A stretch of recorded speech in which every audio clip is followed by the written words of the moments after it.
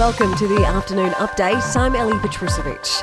Joe Biden and Kamala Harris have held a memorial for the 400,000 Americans who've now lost their lives to coronavirus. To heal, we must remember.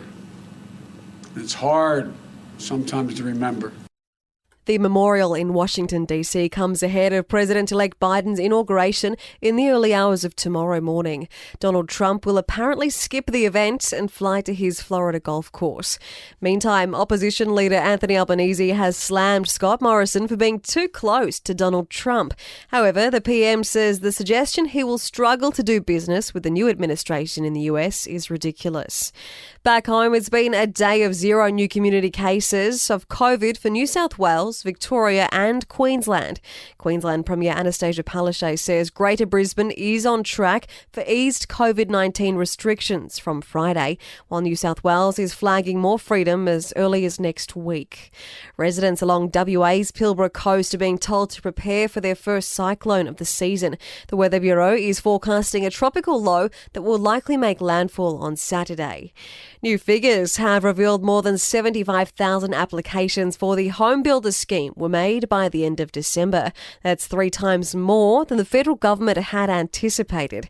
And online retailer Kogan has been fined more than $310,000 for marketing spam.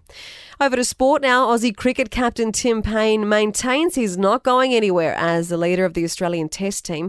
It comes amid suggestions he should stand down following back-to-back home series losses to India. I don't look past the next series. I'm 36 years old. I'm loving doing my job. It's a difficult job, and at times like this, it's bloody hard work when you're copping it left, right and centre, but that's what I signed up for.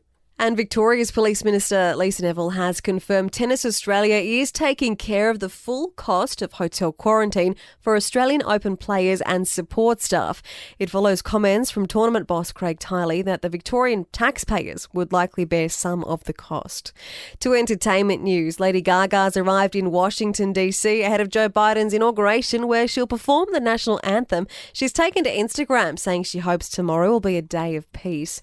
Netflix has reached a subscriber milestone with 203.7 million users worldwide.